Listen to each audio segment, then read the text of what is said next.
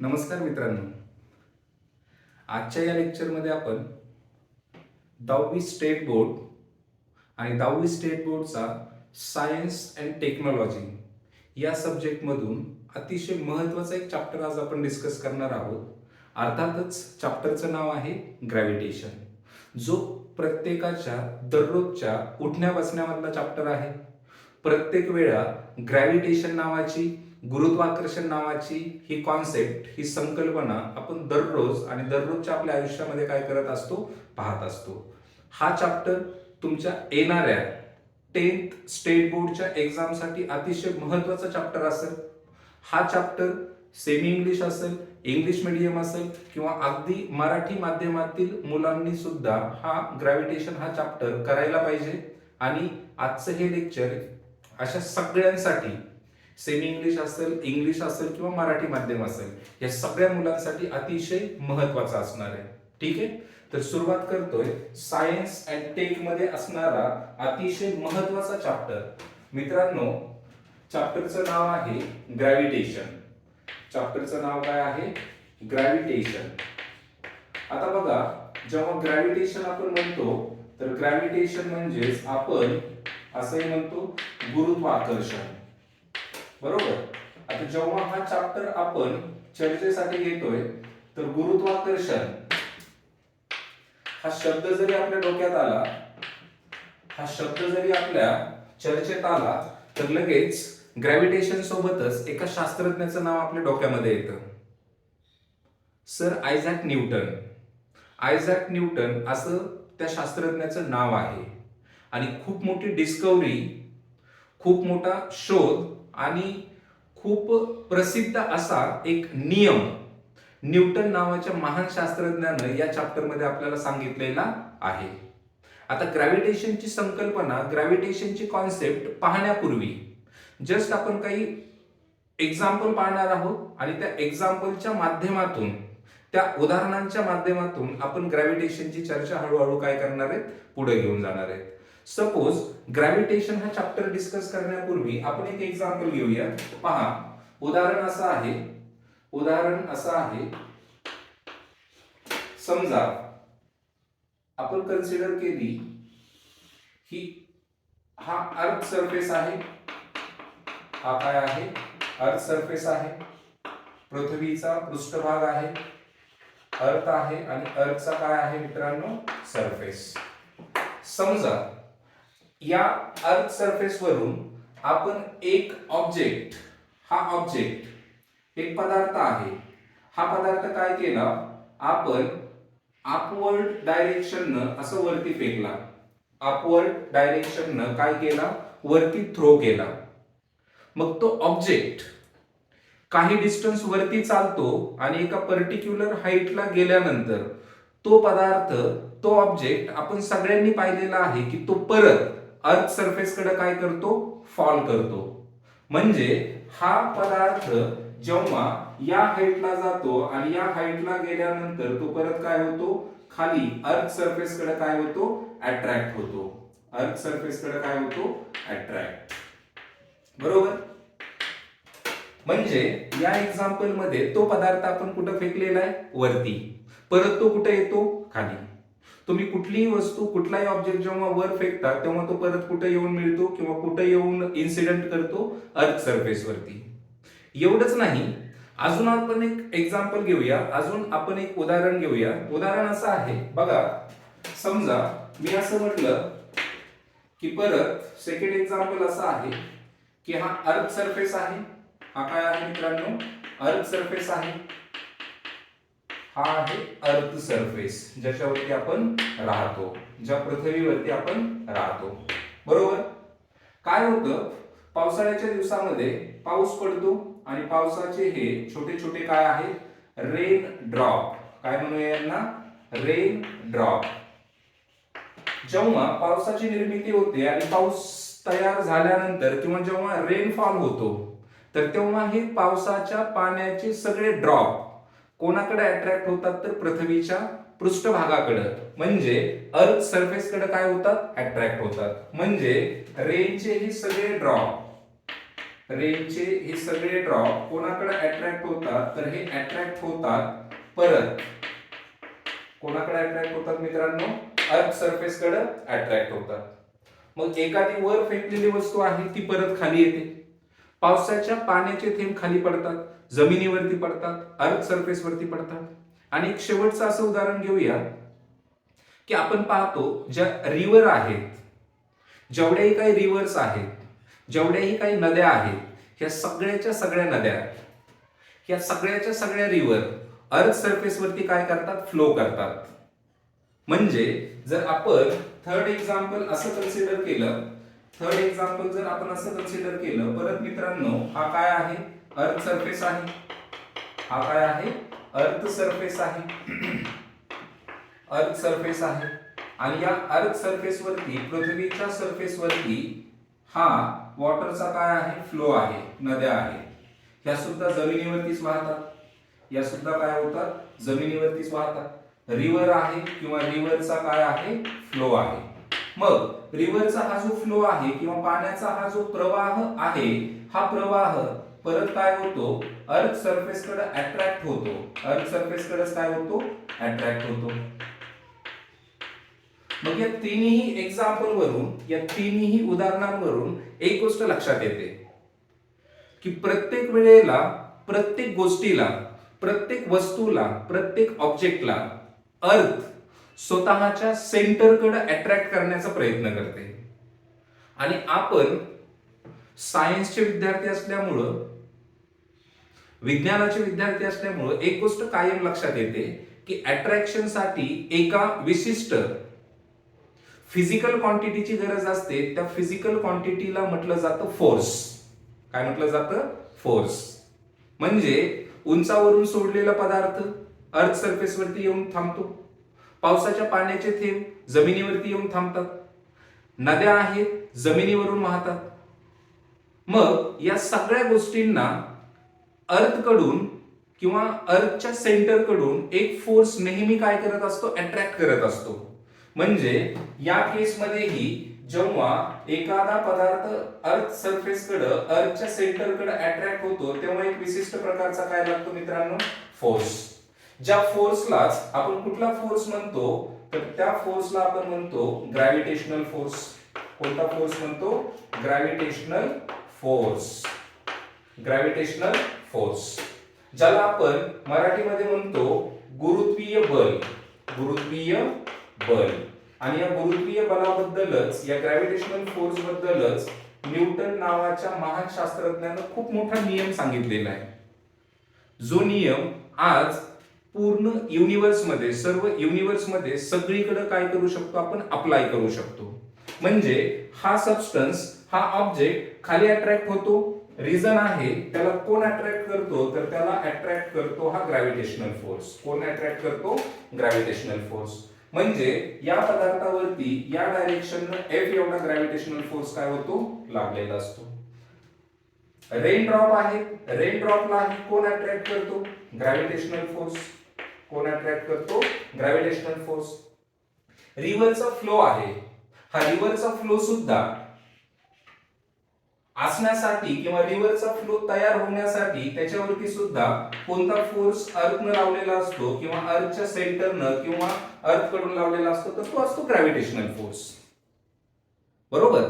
म्हणजे आपणही जेव्हा जमिनीवरती, आपणही जेव्हा अर्थ सरफेस वरती चालतो, उठतो, बसतो, धावतो, तर हे सगळं कशामुळे पॉसिबल आहे, तर पृथ्वीच्या सेंटरकडून, पृथ्वीच्या सेंटरकडून एक फोर्स प्रत्येक वेळेला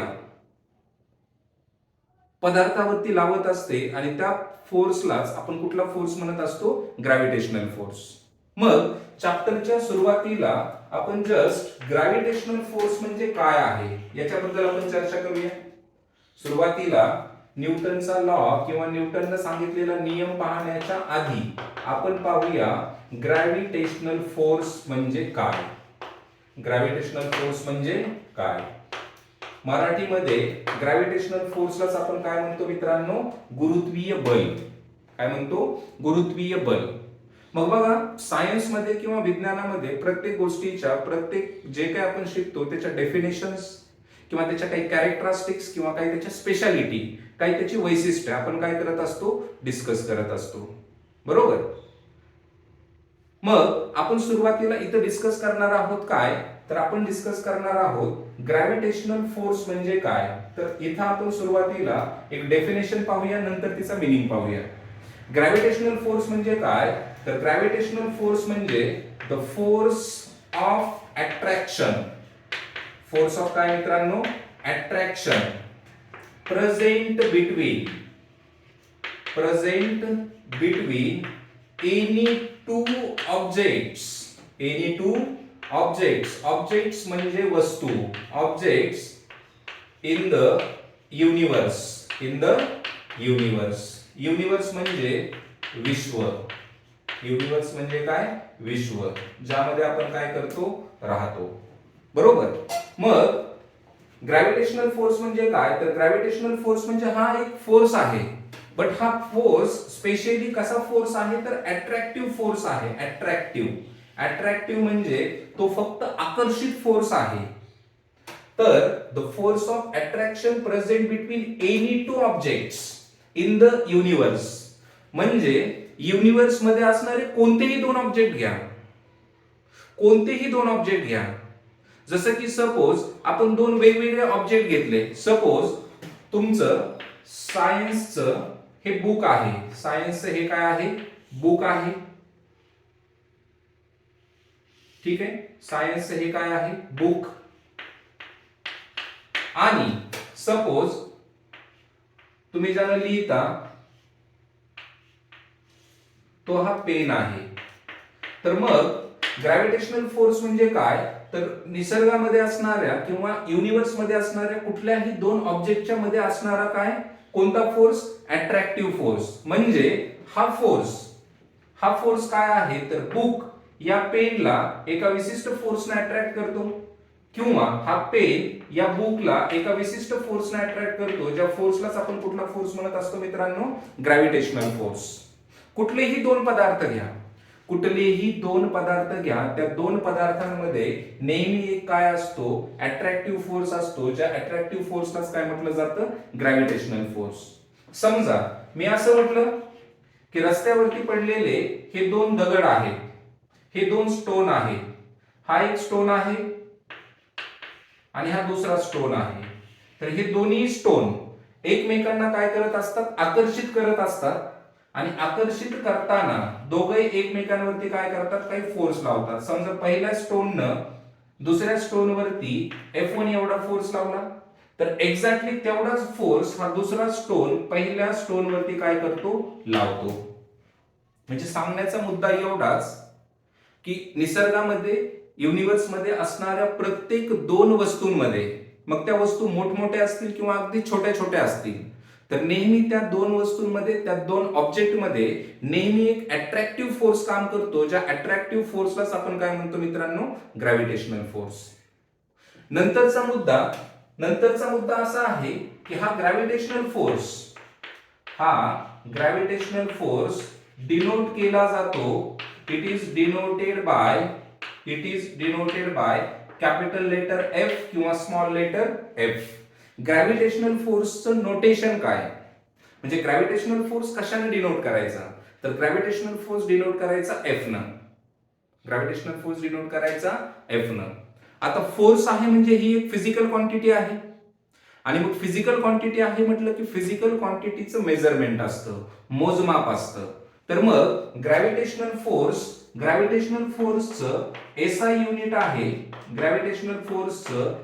युनिट आहे, न्यूटन. काय आहे, न्यूटन. ग्रॅव्हिटेशनल फोर्सचं SI युनिट काय आहे, न्यूटन. जगभरातल्या किंवा आपण जेवढेही काही फोर्सेस पाहतो त्या सगळ्या फोर्सेसचं SI युनिट न्यूटनच असतं. मग SIच्या सिमिलर किंवा SI सोबतच एक दुसऱ्या सिस्टम मध्ये आपण परत काय करत असतो, मेजरमेंट करत असतो, ज्याला आपण म्हणतो CGS सिस्टम. तर CGS सिस्टम मध्ये ग्रॅव्हिटेशनल फोर्सचं युनिट आहे डाईन. पहिला मुद्दा, gravitational force is the force of attraction present between any two bodies और any two objects in the universe. त्याचं SI युनिट काय आहे, न्यूटन. सीजीएस युनिट काय आहे? डाईन. कधी कधी परीक्षेमध्ये एक्झाम मध्ये असाही प्रश्न विचारला जाऊ शकतो की 1 न्यूटन म्हणजे किती डाईन. तर लक्षात असू द्या, 1 न्यूटन, 1 न्यूटन म्हणजे काय? तर 1 न्यूटन म्हणजे 10⁵ डाईन. 10 काय मित्रांनो? 5 डाईन. किंवा 1 न्यूटन म्हणजे किती? 10⁵ म्हणजे 10⁵ म्हणजे 1 वरती, एकावरती 5 झिरो, म्हणजे 1 न्यूटन म्हणजे 10⁵ म्हणजे 1 2 3 4 5 डाईन. जसं आपण म्हणतो ना, 1 किलोग्राम म्हणजे 1000 ग्राम. 1 किलोग्राम म्हणजे काय? 1000 ग्राम. अगदी तसंच 1 न्यूटन म्हणजे काय? तर 1 न्यूटन म्हणजे 10⁵ डाईन. 10 च्या डोक्यावरती 5, किंवा एकावरती किती शून्य? एकावरती 5 शून्य. मुद्दा कळतोय? आणि मुद्दा कळतही असायला पाहिजे, कारण की ग्रॅव्हिटेशनल फोर्स म्हणजे हा कसा फोर्स आहे? Force of attraction. Force of attraction. आणि याचा एसआय युनिट काय आहे? न्यूटन. सीजीएस युनिट काय आहे? डाईन. हा कशाने डिनोट केला जातो? एफ न.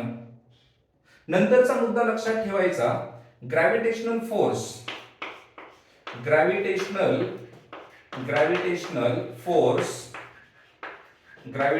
Force is always attractive in nature. Attractive in nature म्हणजे ग्रॅव्हिटेशनल फोर्सचं नेचर कसं आहे, किंवा ग्रॅव्हिटेशनल फोर्स कसा असतो?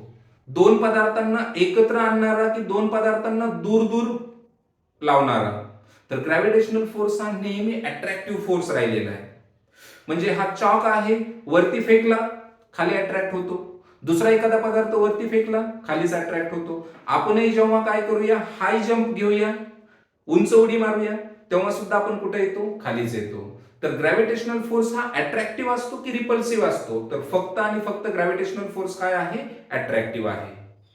नंतर असाही एक मुद्दा सांगितला जातो की ग्रॅव्हिटेशनल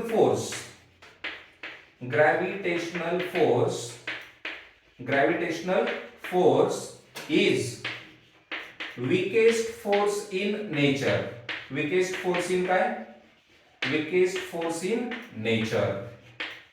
weakest म्हणजे हा सगळ्यात, जेवढे फोर्सेस आपण पाहतो ना नेचर मध्ये, तर त्या सगळ्यांमध्ये हा ग्रॅव्हिटेशनल फोर्स खूप कमकुवत असा फोर्स आहे. म्हणजे प्रत्येक पदार्थ अर्थ सरफेस कडेच अट्रॅक्ट होतो, अर्थच्या सेंटर कडेच अट्रॅक्ट होण्याचा प्रयत्न करतो. त्याची कारण वेगवेगळी आहेत, आपण पुढे पाहणार आहे. पण ग्रॅव्हिटेशनल फोर्स हा विकेस्ट फोर्स असतो. तुम्ही म्हणताल की मग विकेस्ट फोर्स आहे तर सगळे पदार्थ, सगळे सबस्टन्सेस, सगळे ऑब्जेक्ट अर्थकडे काय अट्रॅक्ट होतात? तर तिथं डिपेंड करतं, अर्थ खूप मोठी आहे, अर्थचं मास मीन्स वस्तुमान खूप जास्त आहे, त्यामुळे सगळे पदार्थ अर्थकडे काय होतात? अट्रॅक्ट होतात. कोणते पदार्थ आपल्याकडे अट्रॅक्ट होतात का? कुठले ऑब्जेक्ट आपल्याकडे अट्रॅक्ट होतात का? आपण ज्या रूम मध्ये बसलेलो आहोत, अभ्यासाचा जो आपला टेबल आहे, मग तो टेबल आपल्याकडे कधी अट्रॅक्ट होताना दिसतो का? नाही. जर टेबल आणि माझ्यामध्ये किंवा टेबल आणि तुमच्यामध्ये असणारा ग्रॅव्हिटेशनल फोर्स खूप स्ट्रॉंग असतात, तर जगभरातल्या सगळ्या गोष्टी आपल्याकडे अट्रॅक्ट झालेल्या असतात.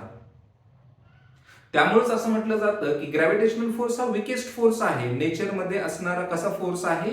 विकेस्ट फोर्स आहे. दुसरा महत्वाचा मुद्दा असा आहे की gravitational force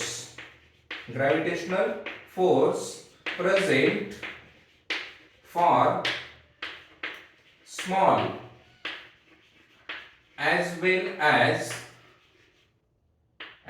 as for long distances.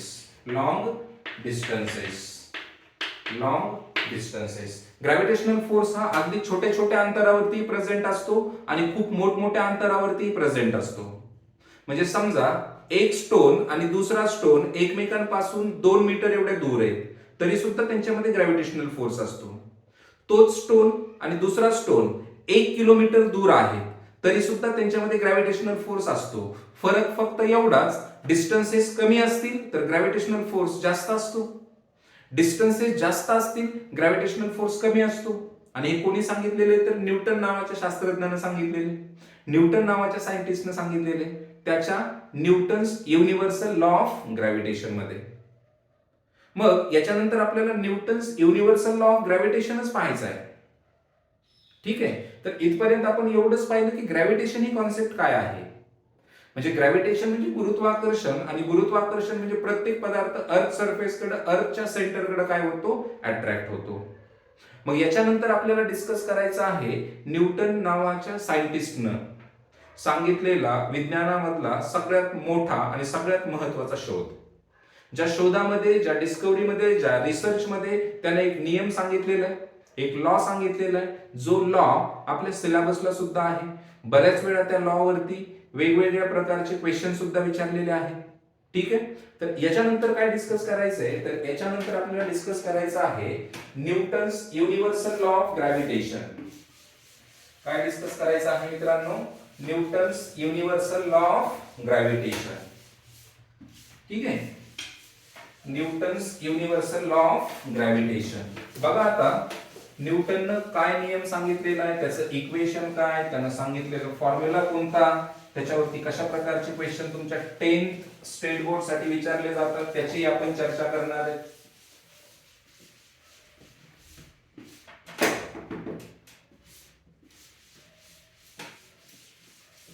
ठीक आहे, तर नंतर काय पाहायचंय, तर नंतर पाहायचं आहे न्यूटन्स युनिव्हर्सल लॉ ऑफ काय, gravitation.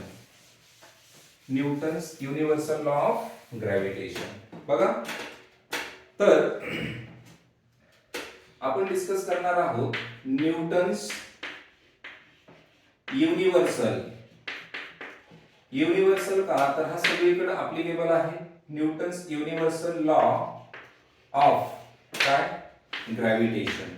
Newton's universal law of काय मित्रांनो, gravitation. Newton's universal law of gravitation. आता बघा, Newton's universal law of gravitation सांगताना, Newton's universal law of gravitation सांगताना, आता बघा न्यूटननं सांगितलं होतं की समजा आपण दोन वेगवेगळे ऑब्जेक्ट्स कन्सिडर करूया. हा एक ऑब्जेक्ट आहे, ही एक वस्तू आहे. या ऑब्जेक्टचं वस्तुमान मास आहे m1. या ऑब्जेक्ट पासून काही डिस्टन्स वरती दुसरा एक ऑब्जेक्ट आहे ज्याचं मास किती आहे, m2. हे दोन्ही ऑब्जेक्ट एकमेकांपासून r एवढ्या डिस्टन्सनं काय आहेत, सेपरेट आहेत. r एवढ्या डिस्टन्स वरती काय आहे, सेपरेट आहेत. बरोबर. या ठिकाणी लक्षात घ्या, फ्रॉम फिगर म्हणजे फिगर मध्ये काय आहे, तर m1 आणि m2 काय आहेत, तर masses of object. Masses of काय, ऑब्जेक्ट. आणि r काय आहे, तर r इज अ डिस्टन्स म्हणजे अंतर, distance between m1 and m2. m1 आणि काय, m2. m1 आणि m2 मध्ये असणारा डिस्टन्स किती आहे, r. ठीक आहे, डिस्टन्स म्हणजे आपण त्याला काय म्हणतो, अंतर. मग न्यूटन नावाचा हा महान शास्त्रज्ञ सांगतो की m1, समजा m1 आहे 2 किलोग्राम, m2 आहे 1 किलोग्राम. m2 किती आहे, 1 किलोग्राम. आणि हे दोन्हीच्या दोन्ही masses suppose r is equals to 1 metre एवढ्या अंतरावरती आहे. किती अंतरावरती आहे, किती डिस्टन्स वरती आहे, 1 मीटर.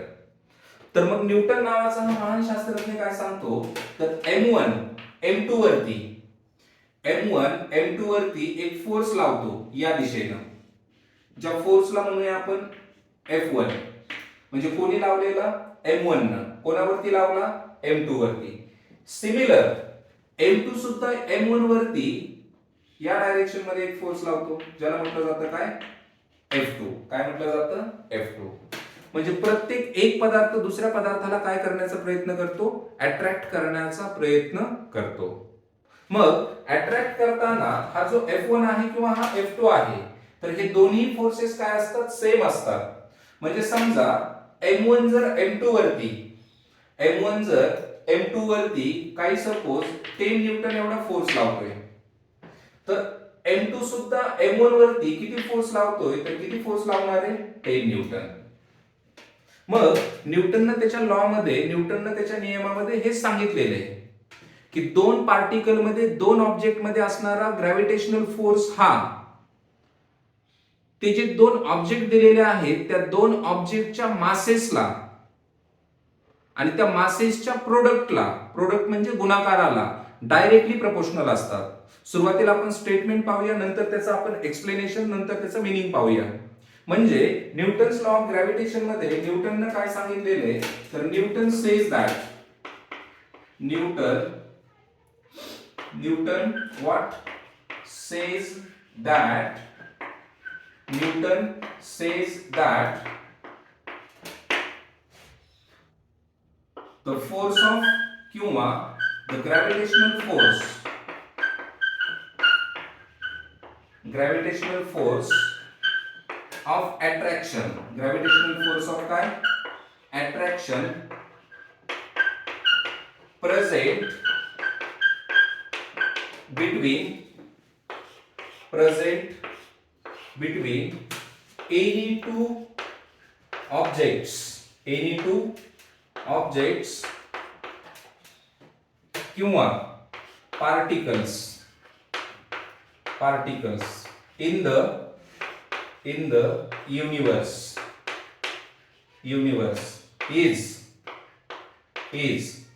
पहिलं स्टेटमेंट असं सांगितलेलं आहे, is directly proportional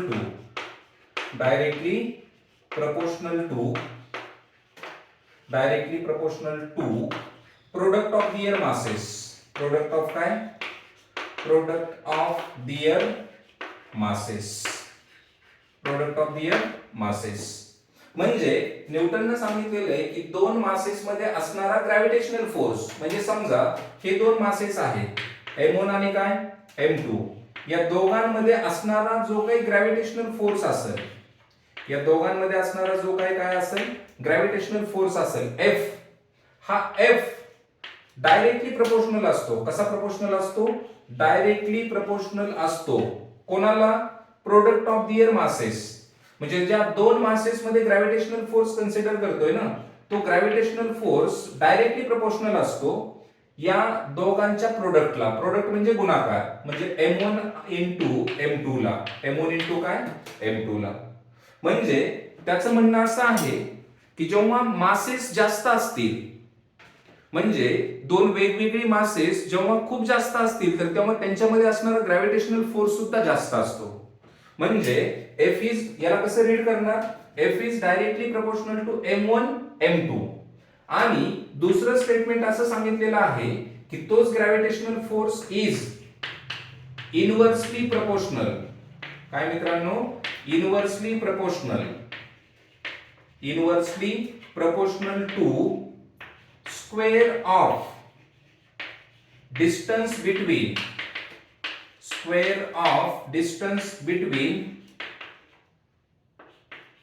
देम. म्हणजे दोन मासेस मध्ये असणारा ग्रॅव्हिटेशनल फोर्स हा कोणाच्या प्रोडक्टला डायरेक्टली प्रपोर्शनल असतो? मासेसच्या. आणि तो कोणाला इनव्हर्सली प्रपोर्शनल असतो? तर तो इनव्हर्सली प्रपोर्शनल असतो त्यांच्यामध्ये असणारा डिस्टन्स, आणि त्या डिस्टन्सच्या काय मित्रांनो? स्क्वेअरला. म्हणजे काय? तर F is inversely proportional to R square. याला म्हणूया इक्वेशन 1, याला म्हणूया इक्वेशन काय 2.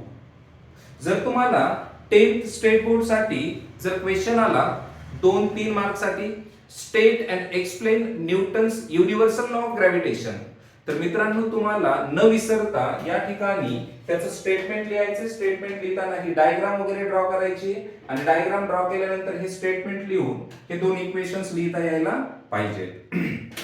तर F is directly proportional to M1 M2 आणि F is inversely proportional to R square.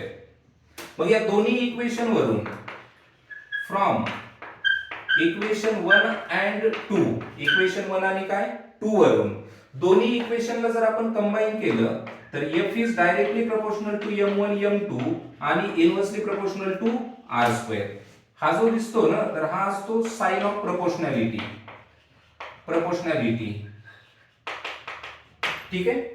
मग सायन्स मध्ये किंवा गणितामध्ये जेव्हा आपण एखाद्या गोष्टीला प्रपोर्शनल आहे असं म्हणतो, जेव्हा एक गोष्ट दुसऱ्या गोष्टीला प्रपोर्शनल आहे असं म्हणतो, तर तेव्हा दोन प्रकारचे प्रपोर्शन असतात. एक डायरेक्ट प्रपोर्शन आणि दुसरं इनव्हर्स प्रपोर्शन.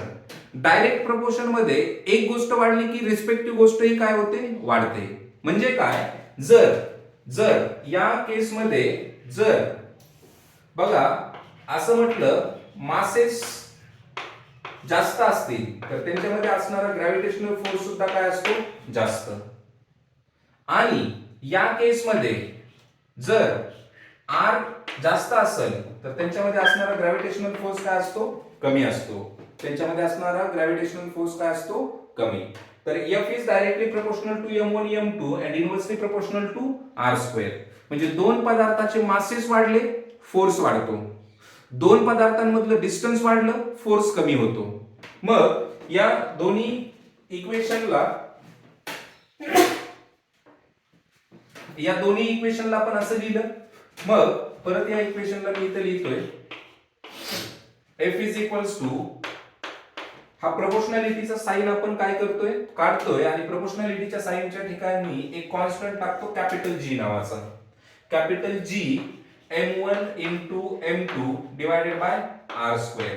आणि हाच तो न्यूटन नावाच्या शास्त्रज्ञानं सांगितलेला नियम किंवा लॉ आणि त्या लॉ साठी तयार केलेलं इक्वेशन. आता या ठिकाणी हा जो कॅपिटल G आहे त्याला व्यवस्थित लक्षात ठेवा. कॅपिटल G ला म्हटलं जातं ग्रॅव्हिटेशनल कॉन्स्टंट.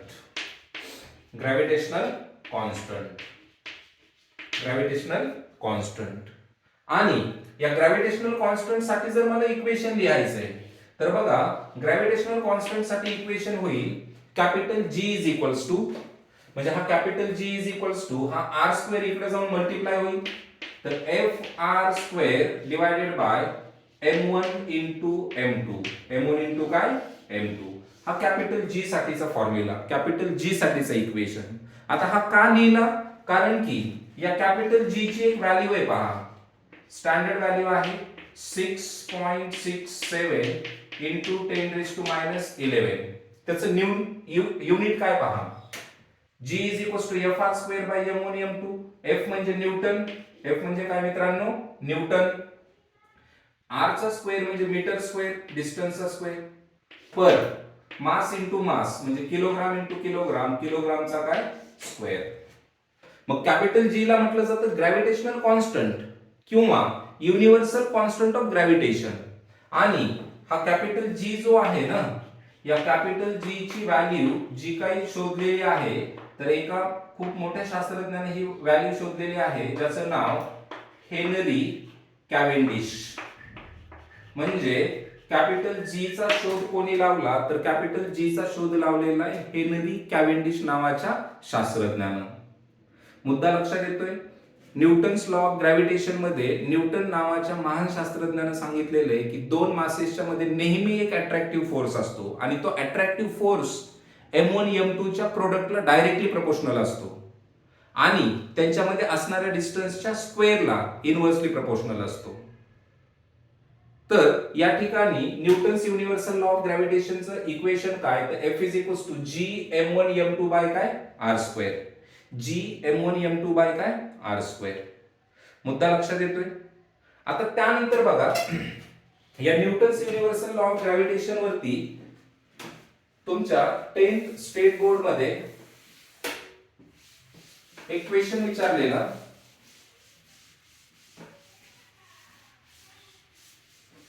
क्वेश्चन काय असा होता, बघा क्वेश्चन असा होता, दोन मासेस आय थिंक 2021 च्या एक्झामला की 2020 च्या एक्झामला हा 1 मार्क साठी क्वेश्चन विचारला होता. त्यांनी सांगितलं होतं की समजा दोन मासेस आहेत, हे एक मास आहे, हे सेकंड मास आहे, हे आहे M1, हे आहे M2. या दोघांमध्ये जे काही डिस्टन्स आहे ते डिस्टन्स आहे, समजा डिस्टन्स आहे R एवढं. मग त्यांनी सांगितलं होतं इफ M1 आणि M2 हे दोन मासेस आहेत, डिस्टन्स आहे R एवढं, आणि या केस मध्ये यांच्यामध्ये असणारा फोर्स आहे G M1 M2 divided bye काय आर आणि आर चा काय स्क्वेअर. तर क्वेश्चन असा होता देन तेच दोन मासेस M1 आणि काय M2 M1 आणि काय M2 आणि हे दोन्ही मासेस समजा आता काय आहे एकमेकांपासून 3r एवढ्या डिस्टन्स वरती प्रेझेंट आहेत. किती डिस्टन्स वरती प्रेझेंट आहे 3r. म्हणजे पहिल्या डिस्टन्स पेक्षा हे जे डिस्टन्स आहे हे डिस्टन्स 3 टाइम्स जास्त आहे. तर या केस मध्ये असणारा f इज इक्वल्स टू त्यांनी असा बॉक्स सोडलेला होता. या बॉक्स मध्ये तुम्हाला या दोन मासेस मध्ये असणारा ग्रॅव्हिटेशनल फोर्स शोधायचा होता. आता बघा कुठल्याही दोन मासेस मध्ये असणारा ग्रॅव्हिटेशनल फोर्स म्हणजे काय F is equals to formula तोच capital G as it is. पहिलं मास M1 दुसरं मास M2 डिवायडेड बाय दोन मासेस मध्ये असणारा डिस्टन्स आणि त्याचा स्क्वेअर. म्हणजे डिस्टन्स आहे 3r आणि या सगळ्यांचा स्क्वेअर. सगळ्यांचा काय स्क्वेअर. तर F इज इक्वल्स टू काय होईल G M1 M2 divided bye 3 चा स्क्वेअर किती मित्रांनो 9 आणि r चा स्क्वेअर किती r स्क्वेअर. म्हणजे या बॉक्स मध्ये तुम्हाला लिहायचं होतं G M1 M2 divided bye 9r square 9r square. मुद्दा लक्षात येतोय का. तर अशा पद्धतीचा तो काय होता क्वेश्चन होता. ठीक आहे. त्यानंतर ऍज अ होमवर्क साठी तुम्ही एक क्वेश्चन असं लिहून घेता. समजा M1 आणि M2 मध्ये एवढा फोर्स आहे. तर मी असं म्हटलं की हे मास आहे M1 आणि हे दुसरं मास आहे M2. आता हे जे डिस्टन्स आहे ना तर ते डिस्टन्स आहे r/2. किती आहे r/2. तर या केस मध्ये ग्रॅव्हिटेशनल फोर्सचा फॉर्म्युला काय बनेल. ग्रॅव्हिटेशनल फोर्सचा फॉर्म्युला काय बनेल. ठीक आहे. त्यानंतर आता एवढं सगळं व्हिडिओला थोडं पॉज करून तुम्ही हे कॅल्क्युलेट करू शकता. ठीक आहे. आता त्यानंतर बघा एक अतिशय महत्त्वाची कॉन्सेप्ट आपल्याला या ठिकाणी काय करावी लागते डिस्कस करावी लागते. ज्याला आपण म्हणतो ऍक्सेलरेशन ड्यू टू ग्रॅव्हिटी. काय म्हणतो मित्रांनो ऍक्सेलरेशन ड्यू टू ग्रॅव्हिटी. जसा गाडीचा ऍक्सेलरेटर असतो जेव्हा गाडीची वेलॉसिटी गाडीचा वेग बदलतो तेव्हा तो ऍक्सेलरेटर काय करतो काम करतो. म्हणजे ऍक्सेलरेटरचा संबंध कशाशी आहे तर वेग बदलाशी. कशाशी आहे वेग बदलाशी. मग आपल्याला काय पाहायचंय तर आपल्याला पाहायचं आहे next concept acceleration due to काय मित्रांनो gravity. Acceleration due to gravity ज्याचं नोटेशन आहे G. नोटेशन काय आहे G. नोटेशन आहे G. यालाच मराठीमध्ये म्हटलं जातं गुरुत्वीय त्वरण. काय म्हटलं जातं गुरुत्वीय त्वरण. गुरुत्वीय त्वरण. Acceleration due to gravity. आता बघा ऍक्सेलरेशन ड्यू टू ग्रॅव्हिटी म्हणजे काय तर आपण पाहिलं की प्रत्येक पदार्थ प्रत्येक ऑब्जेक्ट कोणाकडे अट्रॅक्ट होतो अर्थ सरफेस कडे अट्रॅक्ट होतो. अर्थच्या सेंटरकडे अट्रॅक्ट होतो. तर ज्या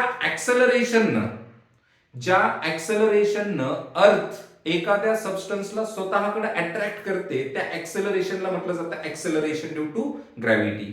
म्हणजे काय तर असं सांगितलं जातं द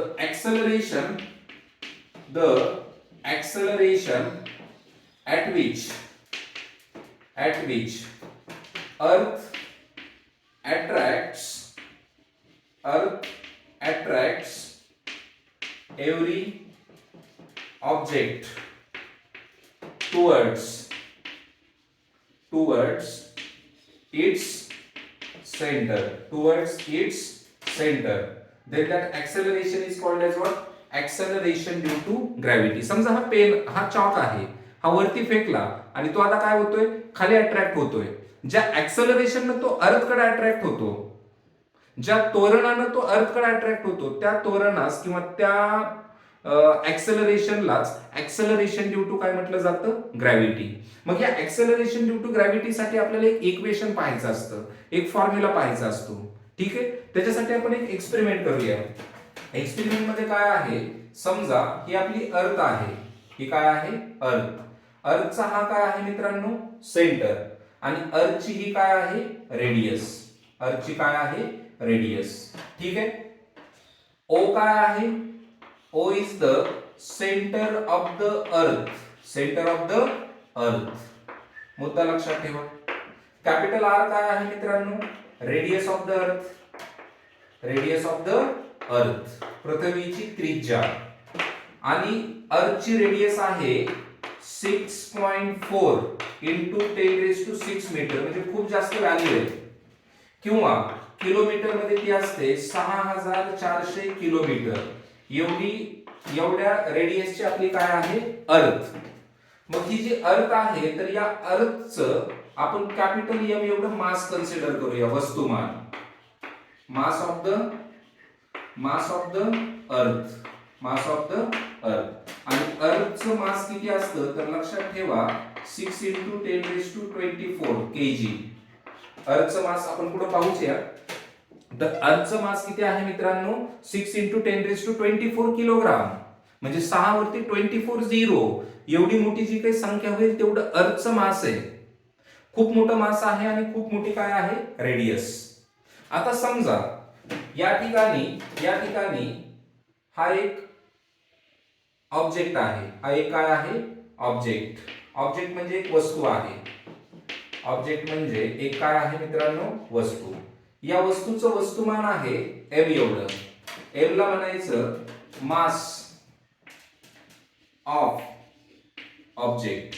मास ऑफ काय मित्रांनो, ऑब्जेक्ट. Mass of object. आता अर्थ सरफेस पासून, या अर्थच्या सरफेस पासून तो समजा तो एच एवढ्या हाईटला आहे. एच एवढ्या काय आहे, हाईटला. एच एवढ्या काय आहे, हाईटला. बट लक्षात ठेवा H is less than R. H is less than काय, आर. म्हणजे एच ची व्हॅल्यू अर्थच्या रेडियसच्या कंपॅरिझन मध्ये काय आहे, अगदी कमी आहे. अगदी काय आहे, कमी. कारण की अर्थची रेडियस 6400 किलोमीटर आहे. आता 1 किलोमीटर किती मोठा असतो माहितीये, तर अर्थची रेडियस अशी किती आहे, तर 6400 किलोमीटर, म्हणजे खूप मोठी आहे. आणि त्याच्या तुलनेत हा जो पदार्थ या ठिकाणी आहे एच एवढ्या हाईटला, तर ती हाईट अत्यंत कमी आहे. म्हणजे साधारणतः एच ची व्हॅल्यू आर पेक्षा कशी आहे, छोटी. एच ची व्हॅल्यू आर पेक्षा कशी आहे, छोटी.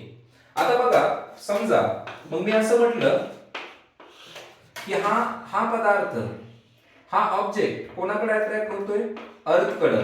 कोणाकडे अट्रॅक्ट होतोय, अर्थकडे. ज्या फोर्सने अट्रॅक्ट होतोय तो फोर्स म्हणजे कॅपिटल एफ. तो फोर्स म्हणजे काय, कॅपिटल एफ. मग आपण असं म्हणूया capital F is the gravitational force. Capital F is the gravitational force of attraction between earth and object. अर्थ अँड काय, ऑब्जेक्ट. ठीक आहे, अर्थ आणि काय, ऑब्जेक्ट. मग आपल्याला माहिती आहे ग्रॅव्हिटेशनल फोर्सचा फॉर्म्युला काय, तर एफ इज इक्वल्स टू काय घेत असतो आपण, जी इंटू दोन ऑब्जेक्ट कोणते आहेत आता, एक आहे अर्थ. अर्थचं मास किती आहे, कॅपिटल एम. दुसरा ऑब्जेक्ट काय आहे, हा. त्याचं मास किती आहे, small M. G M M divided by दोन ऑब्जेक्ट मध्ये असणारं डिस्टन्स. दोन ऑब्जेक्ट मध्ये असणारं काय, डिस्टन्स. तर या दोन ऑब्जेक्ट मध्ये असणारं डिस्टन्स आपण इथं कन्सिडर करूया, किती आहे, आर. Capital R. आणि या कॅपिटल आर चा काय, स्क्वेअर. याला म्हणा इक्वेशन काय, फर्स्ट. याला म्हणा इक्वेशन फर्स्ट. बरोबर. आता फक्त आरच का कन्सिडर केला, कारण की एच ची व्हॅल्यू आर च्या कंपॅरिझन मध्ये अत्यंत छोटी आहे, खूप कमी आहे. त्याच्यामुळे आपण तो एच असून नसल्यासारखं कन्सिडर करतो. त्याला आपण नाही असं समजतो. म्हणजे जी एम एम बाय काय, आर स्क्वेअर. कॅपिटल एम म्हणजे अर्थचं मास आहे, स्मॉल एम म्हणजे ऑब्जेक्टचं मास आहे, आणि आर स्क्वेअर म्हणजे काय, ऑब्जेक्ट आणि अर्थच्या सेंटर मध्ये असणारं डिस्टन्स. आता बघा एफ एवढा फोर्स, म्हणजे एफ एवढा फोर्स या ऑब्जेक्ट वरती लागला. एफ एवढा फोर्स कोणावरती लावला, ऑब्जेक्ट वरती, आणि ऑब्जेक्ट कोणाकडे अट्रॅक्ट होतोय मित्रांनो, अर्थ कडे. मग एफ एवढा फोर्स एम एवढ्या मास वरती लागलेला असेल, एफ एवढा फोर्स एम एवढ्या मास वरती लागलेला असेल, तर न्यूटनच्या दुसऱ्या नियमामध्ये, Newton second law of motion मध्ये असेही सांगितलेले F is equals to M into काय, ए. म्हणजे इथं आपण असं म्हणूया, but F is equals to M into काय, ए. याला म्हणूया इक्वेशन सेकंड. मग या एफ ची एम इंटू ए ही व्हॅल्यू इथे ठेवूया. मग आपण असं म्हणूया, therefore equation 1 becomes, equation 1 becomes, equation 1 काय होईल पहा, एफ च्या ठिकाणी आपण काय ठेवतोय, M into A is equals to G into capital M small M divided by काय मित्रांनो, आर स्क्वेअर. इथं हा स्मॉल एम आणि हा स्मॉल एम काय झाला, कॅन्सल. तर आपल्याला ए इज इक्वल्स टू, परत एक फॉर्म्युला मिळाला, A is equals to G M divided by काय, R square. G M divided by काय, आर स्क्वेअर. बट हे ए म्हणजे काय आहे, ऍक्सेलरेशन. आणि कोणाचं ऍक्सेलरेशन आहे, या पदार्थाचं, या पदार्थामध्ये तयार होणार. मग ते ऍक्सेलरेशन आहे ए. आणि हे ऍक्सेलरेशन का प्रोड्यूस झालं, कारण की अर्थ त्याला काय करते, अट्रॅक्ट करते. आणि आपण आता सांगितलं की अर्थ ज्या ऍक्सेलरेशनने एखाद्या पदार्थाला स्वतःकडे अट्रॅक्ट करते, त्या ऍक्सेलरेशनला कुठलं ऍक्सेलरेशन म्हटलं जातं, acceleration due to gravity. But मग इथं आपण असं लिहू शकतो, A is equals to G, A is equals to काय मित्रांनो, जी. मग या ए च्या ठिकाणी ही जी ही व्हॅल्यू पुट केली, तर G is equals to GM by R square. GM by काय मित्रांनो, आर स्क्वेअर. हे इक्वेशन मिळतं. Small G is equals to GM by काय, आर स्क्वेअर. आणि हेच इक्वेशन आहे required equation for acceleration due to gravity साठी, ऍक्सेलरेशन ड्यू टू ग्रॅव्हिटी साठी. मग acceleration due to gravity is equals to G is equals to GM by काय, R square.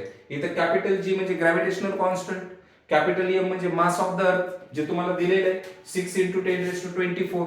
Capital R म्हणजे radius of the earth. लक्षात येतो मुद्दा. म्हणजे small G is equals to, एक इक्वेशन आपल्याला काय भेटलं पहा, small G is equals to आपल्याला इक्वेशन भेटलं GM by R square. GM by काय, आर स्क्वेअर. परत बघा, small G is equals to G M by R square. या ठिकाणी G is equals to capital G च्या ठिकाणी जर मी ठेवलं 6.67 × 10⁻11. एम म्हणजे मास ऑफ द अर्थ, 6 × किती असतं 10⁻24 डिवाइडेड बाय आर स्क्वेअर म्हणजे काय 6.4 × 10⁻6 काय 6 आणि याचा काय स्क्वेअर. हे सगळं जर कॅल्क्युलेशन केलं तर जी इज इक्वल्स टू एक व्हॅल्यू मिळते 9.78 समथिंग अशी काहीतरी मीटर पर सेकंड स्क्वेअर. पण जी इज इक्वल्स टू मग आपण याला अप्रॉक्सिमेट कन्सिडर करत असतो 9.8 मीटर पर काय second square, metre per second square. मुद्दा लक्षात येतोय. जी म्हणजे काय, तर जी म्हणजे acceleration due to gravity, acceleration due to gravity. आणि हे ऍक्सेलरेशन ड्यू टू ग्रॅव्हिटी काय आहे, तर अर्थ ज्या ऍक्सेलरेशननं एखाद्या सबस्टन्सला स्वतःकडे काय करतो, अट्रॅक्ट करतो, त्या ऍक्सेलरेशनला म्हटलं जातं ऍक्सेलरेशन ड्यू टू ग्रॅव्हिटी. ठीक आहे. तर याच्यानंतरही आपण या ग्रॅव्हिटेशनला परत कंटिन्यू करणार आहोत, पुढे कंटिन्यू करणार आहोत. आणि प्रत्येक ग्रॅव्हिटेशनवर प्रत्येक जो काही चॅप्टर आपण 10वी स्टेट बोर्ड साठी डिस्कस करणार आहोत, हा प्रत्येक चॅप्टर तुम्हाला पुढे येणाऱ्या 11-12 साठी आणि तुम्ही वेगवेगळ्या एक्झाम साठी प्रिपरेशन करण्याची तुमची जर इच्छा असेल, तयारी असेल, तर त्या प्रत्येक एक्झाम साठी 11-12 मध्ये ग्रॅव्हिटेशन नावाचा चॅप्टर फिजिक्स मध्ये खूप महत्त्वाचा चॅप्टर मानला जातो. मग या प्रत्येक चॅप्टर वरती जे चॅप्टर आपण डिस्कस करणार आहोत, या प्रत्येक चॅप्टर वरती मी तुम्हाला काही पीडीएफ, एमसीक्यूज किंवा काही क्वेश्चन्स वगैरे प्रत्येक चॅप्टर झाला, प्रत्येक लेक्चर झालं की त्याच्यावरती तुम्हाला एमसीक्यूज वगैरे सॉल्व्ह करण्यासाठी आतापासूनच मिळत जातील. ठीक आहे. तर आजच्या लेक्चरमध्ये आज आपण इथंच थांबूया. नेक्स्ट लेक्चरमध्ये ग्रॅव्हिटेशनच्या काही नवीन कॉन्सेप्ट आपण घेऊन परत पुन्हा भेटूया. ठीक आहे. Thank you and have a nice day.